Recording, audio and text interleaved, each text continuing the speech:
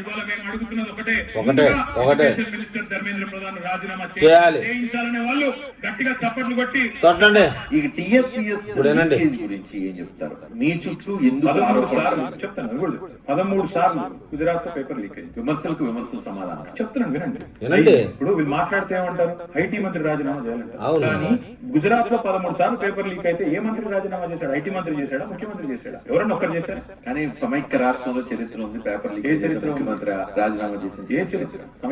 ఎవరు భాస్కర్ రెడ్డి ఆయన మంచివాడు, నేను కాదు, నేను మంచివాడిని కాదు. ఇదండి పరిస్థితి. ఏంటంటే తన దాకా వస్తే కానీ తెలియదు. మన కేటీఆర్ గారు ఇవాళ ఇందిరా పార్క్ దగ్గర ఈ కాక్రోచ్లను పెట్టుకొని మీటింగ్ చేశారు, తెలుసు కదా, పేపర్ లీకేజ్ విషయంలో. ఈయన గారి హయాంలో కూడా ఒకసారి టీఎస్పీఎస్సీ పేపర్ లీకేజ్ అయింది. దాని గురించి మన రజనీకాంత్ అడిగితే ఈ ముఖంలో నెత్తరు చుక్కలేదు. అంతే, వేరే వాళ్ళ మీద రాళ్ళు పేడ వేయాలంటే పెద్ద టైం పడుతుందో, కానీ అతని సమక్షంలో జరిగింది. అతను రాజీనామా చేయాల్సిన సందర్భాన్ని ఇప్పుడు గుర్తు చేస్తే అది కాదు ఇది కాదు అది అని చెప్పేసి నానా రకాలుగా హావభావాలు మారుస్తూ మాట్లాడుతున్నారు. మొత్తానికి మన కేటీఆర్ హయాంలో కూడా ఒకసారి టీఎస్పీఎస్సీ పేపర్ లీక్ అయింది, ప్రజలు ఇబ్బంది పడ్డారు, విద్యార్థులు ముఖ్యంగా. తర్వాత మళ్ళీ దాన్ని నెట్టుకొచ్చారు. ఇవాళ కేవలం నీట్ పేపర్ అనేది దాదాపు కొన్ని పదుల సార్లు, దాదాపు 10-11 సార్లు లీకేజ్ అవుతానే వస్తుంది. కానీ దాన్ని ఎవరు సమర్థించేది కాదు.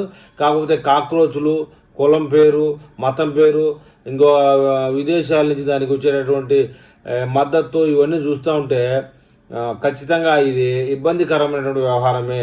పేపర్ లీక్ అయినా గీగర్ లీక్ అయినా మన భారతదేశంలో మనమే పోరాడుకోవాలి తప్ప ఇంకొక దేశం నుంచి కానీ ఇంకొక వ్యవహారం నీట్ పేపర్ గురించి మాట్లాడకుండా మతం గురించి మాట్లాడతారు, మతం గురించి మాట్లాడకుండా కులం గురించి మాట్లాడతారు.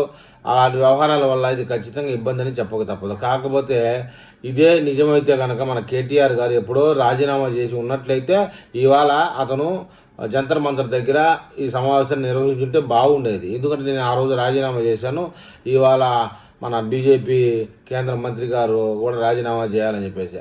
అంతే, తన దాకా వస్తే కానీ తెలియదనే విషయాలు ఇట్లాంటి వాళ్ళ గురించి. అయితే ఈ విషయం ఇప్పుడు గూగుల్లో కొడితే వస్తుంది, అప్పట్లో లేదు. గూగుల్లో కొడితే వచ్చే వ్యవహారం కూడా లేదు పెద్దగా.